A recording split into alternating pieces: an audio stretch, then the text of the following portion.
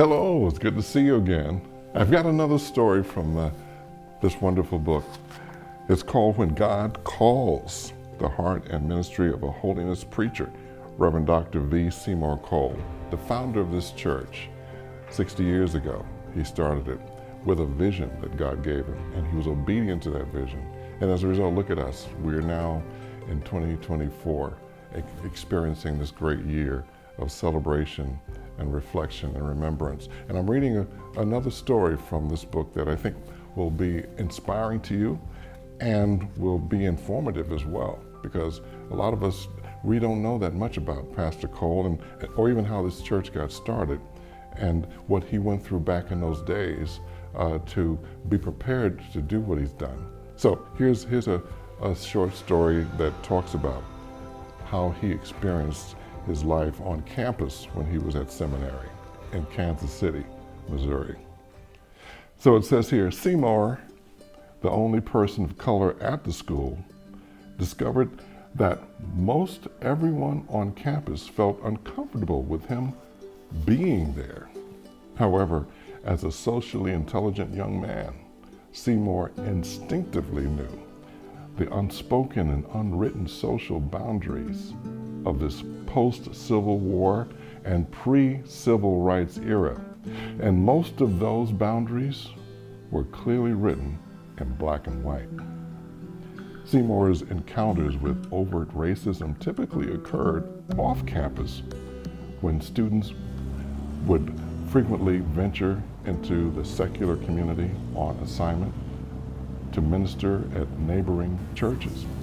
Seymour, known for his robust singing voice and ability to lead choirs, was usually a favorite on the program. One morning, following a church evangelistic meeting, Seymour and Dr. C. Cohen, president of the Bible school, stopped for lunch at a restaurant. Seymour felt uncomfortable and was hesitant to go in. As they entered and approached the counter, he saw the waitress scowl. "She's unwilling to serve me," he thought. Indeed, she was unwilling.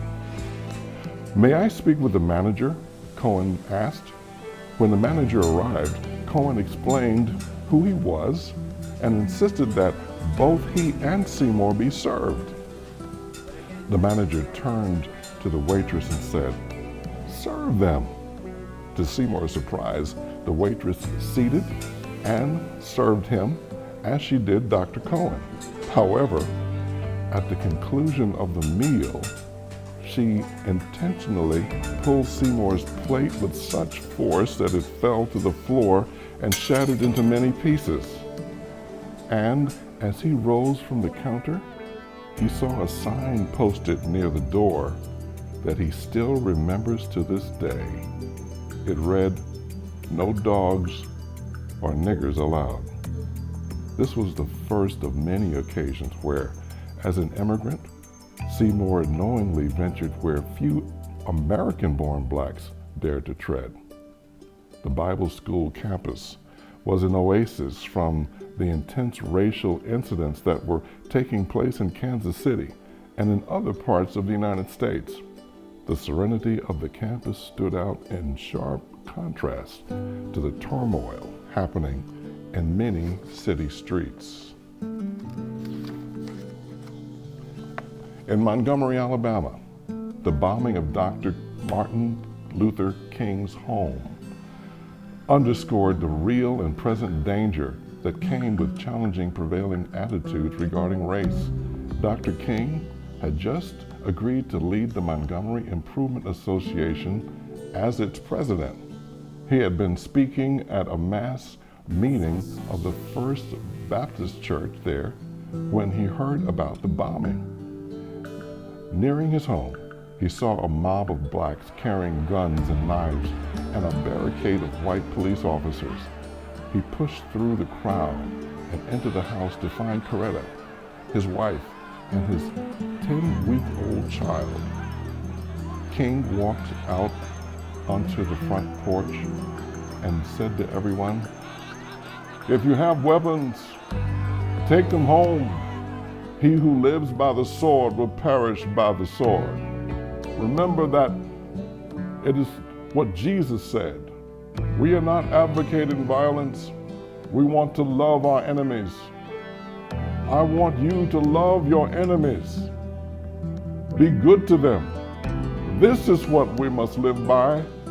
We must meet hate with love. On that day, those words, broadcasted via television and radio, echoed across the nation. And in Kansas City, they deeply moved Seymour.